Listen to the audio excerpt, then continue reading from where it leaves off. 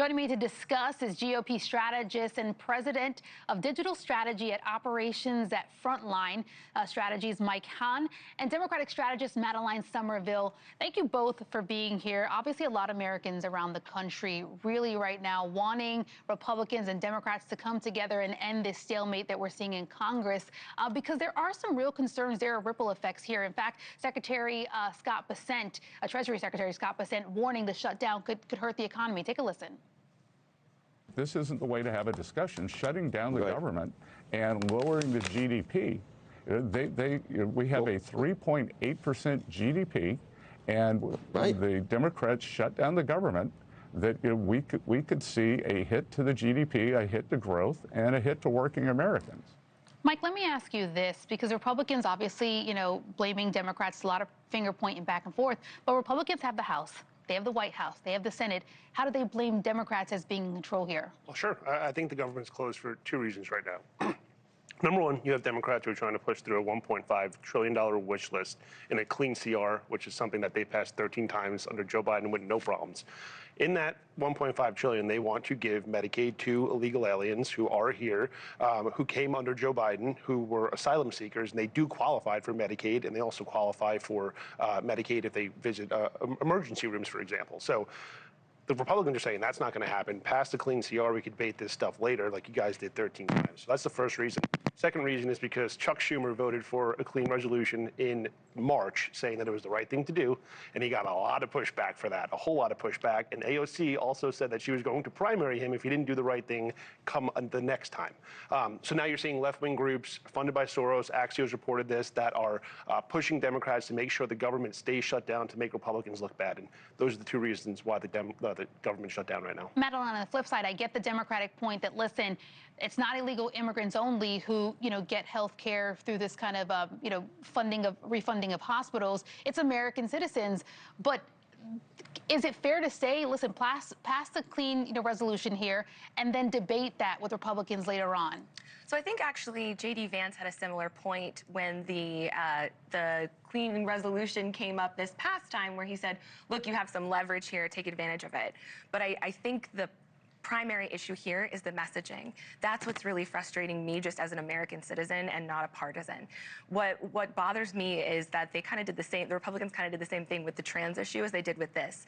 They took an issue that impacts less than 1% of a budget and less than 1% of a population in America. And they made it the entire thing because they knew that that was what was going to rile up their base. This is the Democrats' best issue, is healthcare. And so now I guess President Trump responded and said, okay, what's our best issue? Immigration. All right, let's make it about that. But it's not about that. And the more they make it about that, the more it hurts all of us. Speaking of hurting all of us, right?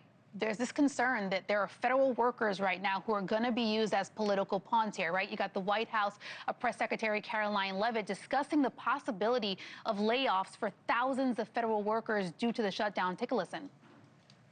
You've talked about thousands likely layoffs coming. Do you have an update on the timeline for that? Look, as I just stated, the Office of Management and Budget is in constant communication and contact right now with our cabinet secretaries and agencies across the board to identify, unfortunately, where layoffs have to be made and where cuts have to happen.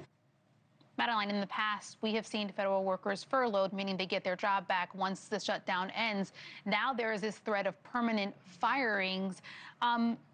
Is that necessary at this point? And are Democrats allowing Republicans to utilize this as an option for them?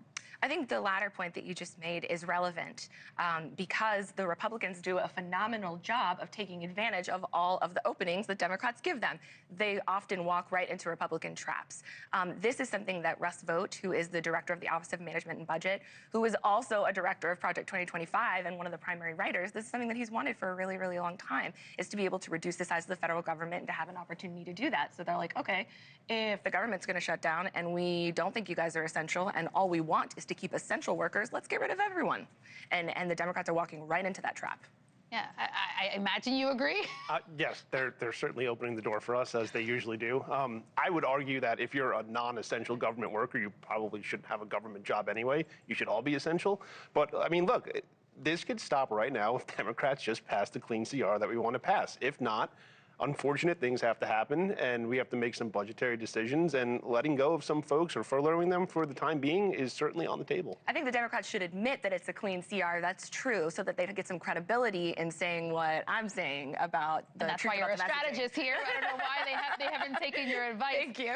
Is there any concern, though, Mike, in terms of national security and basic services here? Obviously, the Trump administration hasn't hid the fact that it wants to kind of be a little bit more efficient. That's the whole DOJ, setup has been.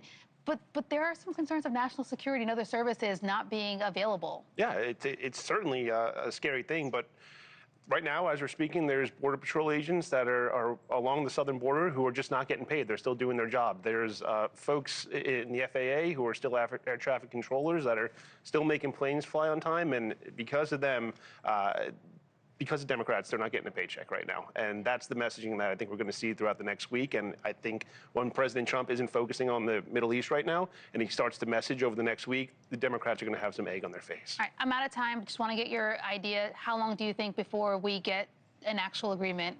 Madeline? I don't think it's going to go past next week. I think Chuck Schumer is going to lose nerve, and I think he's going to drop it. A Mike? week will give the president some time to focus his guns on this issue, and I think they'll be crawling back by the end of next week. A lot of Crawling people, back? I don't know. a lot of people around the country, one way or another, crawling, walking, however you want to put it, want the shutdown to end. GOP strategist Mike Hahn and Democratic strategist Madeline Somerville, thank you so much for joining us. Thank you. All right, a live look at television.